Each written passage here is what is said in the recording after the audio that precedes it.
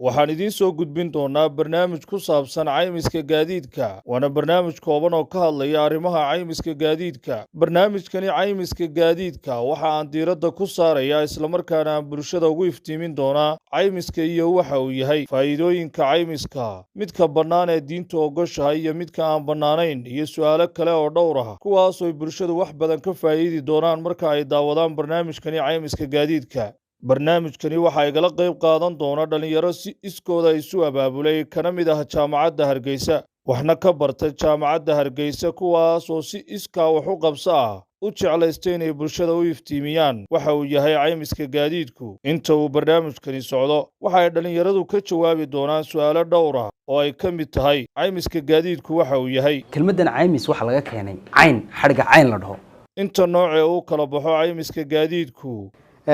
nooca koowaad waxa la dhahaa caymiska darafka saddexaad kaas oo ah ka ugu caansan bulshadu caymiska ma ka maarantaa bulshadana waxaan leeyahay horta caymiska ma maarmayno caymiskuna waa iskaashi un wax yacni laga sasa maaha midka bannaan ee xalaasha ah iyo sidoo kale midka aan bannaanayn ee xaaraanta ah caymiska islaamiga iyo caymiska conventionalka ee aan bannaanayn dhalinyaradani ayaa talooyin caymiska ku saabsan waxay u soo jeediyeen xildhibaanada baarlamaanka iyo hay-adda caymiska culayska adduunka masiibada caamka cid baa xalu keentay adoon rabbi caasin casiisna tala saartay